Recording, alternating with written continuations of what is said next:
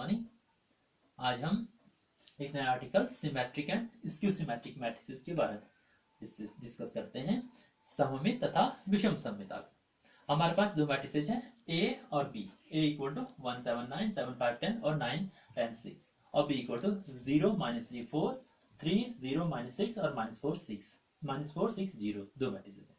पहले मैट्रिक्स का अगर हम ट्रांसपोज या परिवर्त लेते हैं तो ए डैश इज इक्वल टू क्या आ जाएगा हमारे पास, फर्स्ट कॉलम बन जाएगी फर्स्ट रो 1 7 9, सेकंड कॉलम बन जाएगी सेकंड रो 7 5 10 और थर्ड कॉलम बन जाएगी थर्ड रो 9 10 6। ये ए डैश आ गया। हम देख रहे हैं कि ए डैश और ए बराबर है। ये 1 7 9 1 7 9 7 5 10 7 5 10 9 10 6 9 10 6 दोनों इक्वल हैं।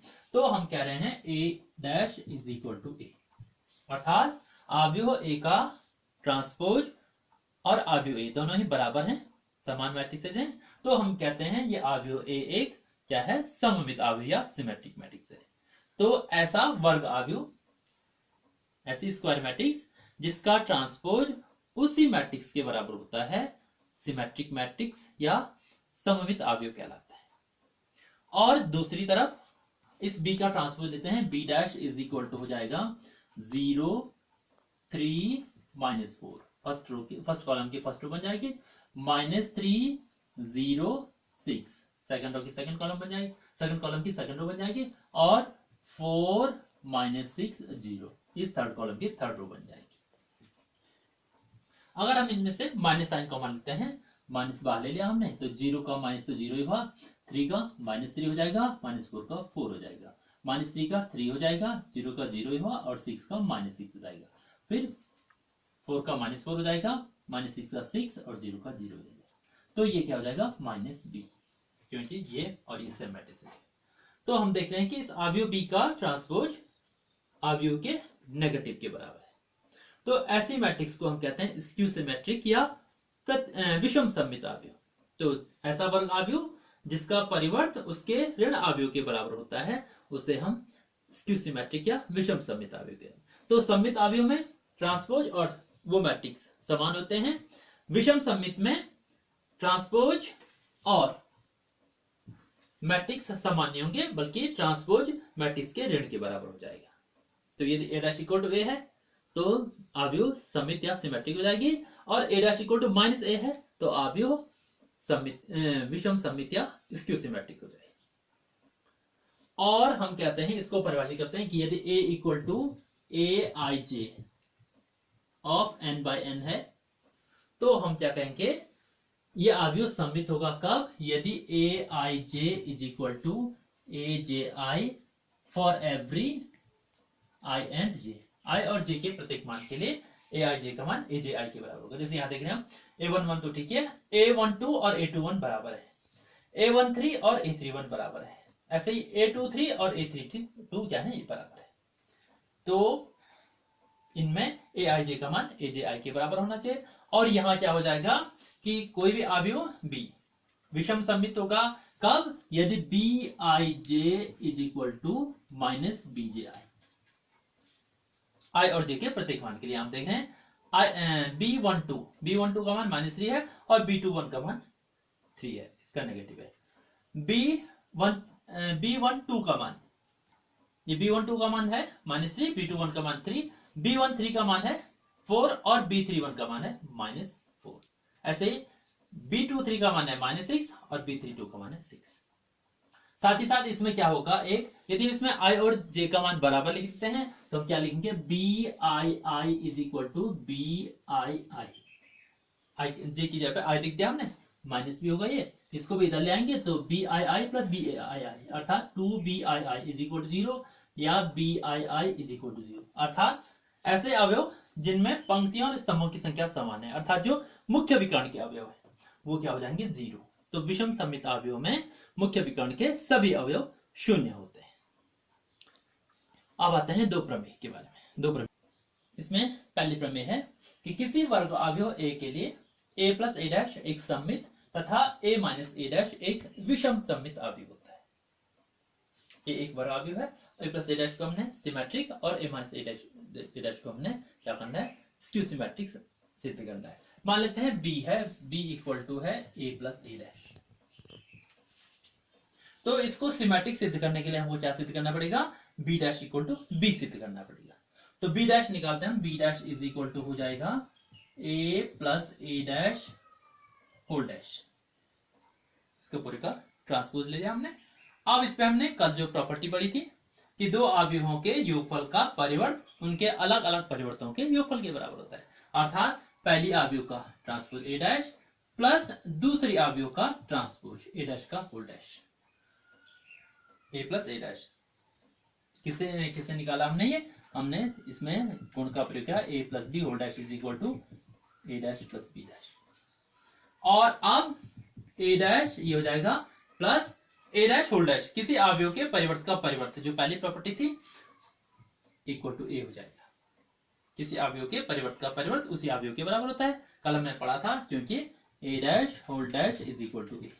और इस पे कम्यूटेटिविटी लगा देते हैं, तो ये जाएगा ए प्लस ए डैश, और ए प्लस ए डैश क्या है, बी है।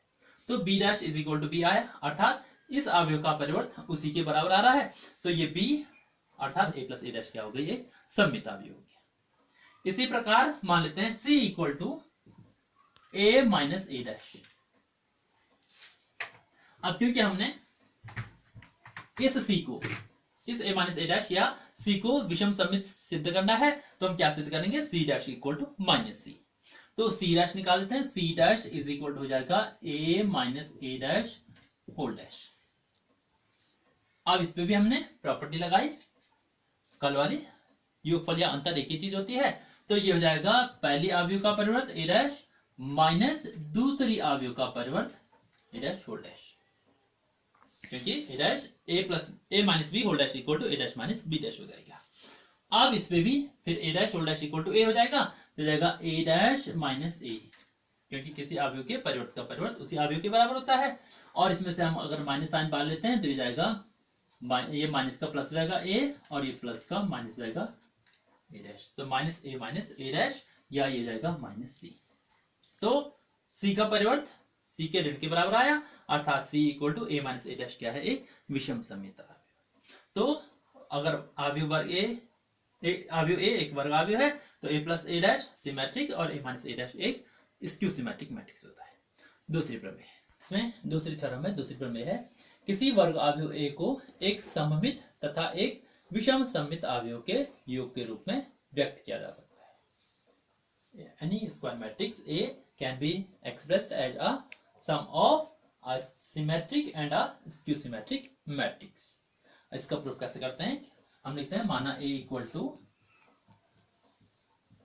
1/2 of A plus A dash plus 1/2 of A minus A dash. अगर हम सिद्ध करेंगे, अगर हम इसको सॉल्व करेंगे, तो ये A दे देगा, ये इसको एक्सपेंड करेंगे 1/2 A plus 1/2 A dash plus 1/2 A minus 1/2 A dash, 1/2 A dash 1/2 A dash cut जाएंगे, तो 1/2 A plus 1/2 A equal to A हो जाएगा। अब देखिए क्या है, ये A प्लस A डैश, अभी हमने पिछले तरफ में पढ़ा कि A प्लस A डैश वर्ग अवयव A के लिए A प्लस A डैश एक सममित अवयव होती है, तो A प्लस A डैश सममित है, तो इसका स्केलर मल्टीपल भी एक सममित अवयव हो जाएगा।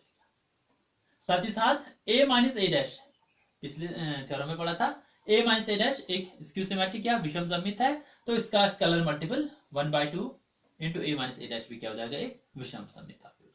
तो ये क्या हो जाएगा, ये हो गया सममित अवयव, सममित, और ये हो जाएगा विषम सममित।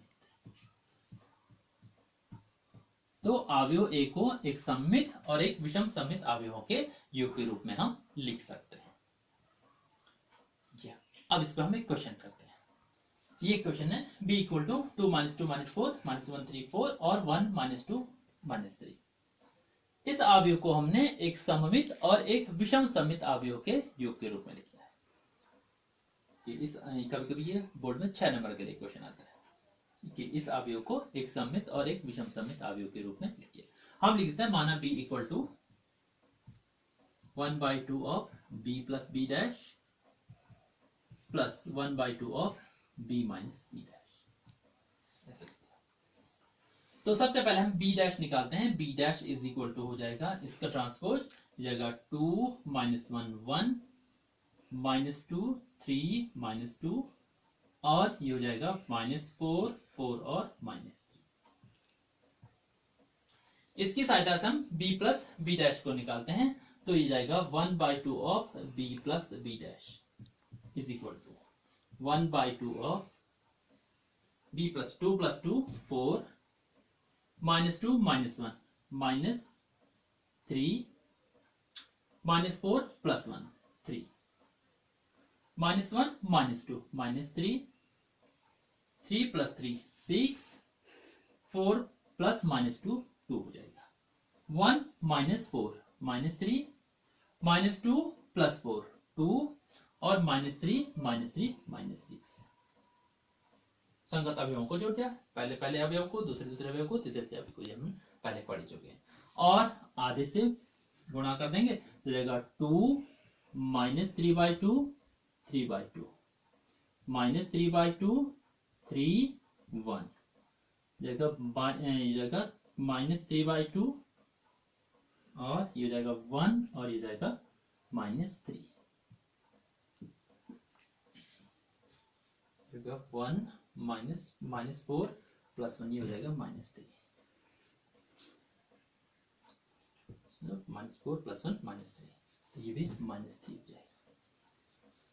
और 1/2 ऑफ b - b डैश हम निकालते हैं, तो 1/2 ऑफ b - b डैश हो जाएगा 1/2 इंटू इसमें से इसको माइनस कर देंगे, तो 2 - 2 0 -2 + 1 1 -4 -1 -5 फिर -1 + 2 1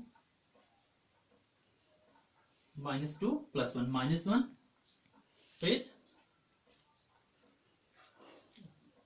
कौन सा था ये -1 -2 तो -1 + 2 ये 1 हो जाएगा और ये कितना हो रहा है -2 -1 ये -1 हो जाएगा, ठीक है। और ये जाएगा 3 - 3 0 और ये जाएगा 4 + 2 4 + 2 6 फिर यहां से 1 + 4 5 हो जाएगा, फिर जाएगा -2 -4 -6 हो जाएगा और ये जाएगा -3 + 3 0 हो जाएगा। इसको 1/2 से इंटू कर देंगे तो ये जाएगा 0 -1/2 -5/2 फिर जाएगा 1/2 0 3 फिर जाएगा 5/2 -3 और 0 ये क्या 1/2 ऑफ b + b डैश और 1/2 ऑफ b y डैश। हम देखेंगे इसका जो ट्रांसपोज है इसी के बराबर आएगा, क्योंकि इसका ट्रांसपोज करेंगे तो ये ट्रांसपोज भी क्या हो जाएगा इसी के बराबर आएगा। क्या देख रहे हैं हम, ये -3/2 है। फर्स्ट रो से 2 -3/2 -2 ये है, सेकंड रो से -3/2 3 ये वाला है और थर्ड रो से -3/2 1 3 ये वाला है। जबकि इसका ट्रांसपोज इसका नेगेटिव आएगा, मतलब हम इसको अगर हम p ले लेते हैं और इसको अगर हम q लेते हैं तो p का transpose p dash is equal to हो जाएगा 2 -3/2 और -3/2 फिर ये -3/2 3 और 1 और फिर ये जाएगा -3/2 1 और -3। हम देखें p डैश और p ये सेम है तो p क्या होगी सिमेट्रिक होगी।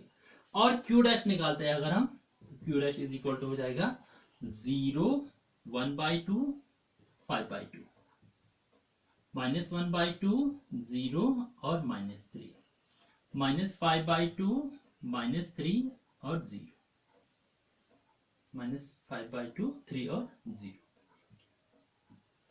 इस टाइप से। यहां से हम अगर नेगेटिव बाहर लेंगे तो ये जाएगा -0 -1/2 -5/2 1/2 0 3 5/2 -3 और 0 ये किसके बराबर q के बराबर है तो जाएगा -q। तो इसका transpose q dash equal to -q है तो इसकी सिमेट्रिक हो गया, p dash equal to p है तो ये सिमेट्रिक हो गया। और इन दोनों को जोड़ेंगे हम p और q को, इन दोनों को जोड़ेंगे तो हमको ये वाला मैट्रिक्स मिल जाएगा। 2 + 0 2 हो गया, -3/2 -1/2 -4/2 मतलब -2 हो गया, -3/2 -5/2 -8/2 मतलब -4 हो गया, फिर -3/2 + 1/2 -2/2 मतलब -1 हो गया, फिर 3 ये हो गया हमारा 3 + 0 3 हो गया, फिर 4 ये हो गया हमारा 1 प्लस 3 4 हो गया। फिर यहाँ से -3/2 प्लस 5/2 2/2 1 हो गया। 1 -3 -2 हो गया और -3 प्लस 0 -3 गया। तो ये हो गया हमारा p प्लस क्यू। तो इस तरह से हमने b को इसके इन दो p प्लस क्यू के रूप में लिख दिया। तो हमने लिख दिया b इक्वल टू p वाली मैट्रिक्स हो गई हमारी 2 -3/2 -3/2 -3/2 3 1 -3/2 1 और -3 प्लस दूसरी मैट्रिक्स होगी हमारी 0 -1/2 -5/2 1/2 0 3 और 5/2 -3 और 0। इन दोनों के योग के रूप में हमने b को लिख दिया है। ये वाली पहली वाली सिमेट्रिक होगी, दूसरी वाली इसकी सिमेट्रिक होगी। तो इस प्रकार से ये हमारा 6 नंबर का क्वेश्चन बन गया। और अब आप एक्सरसाइज 5.3 इसको आप घर में ट्राई कर लेंगे, जो नहीं आएगा फिर उसको कल डिस्कस कर लेंगे।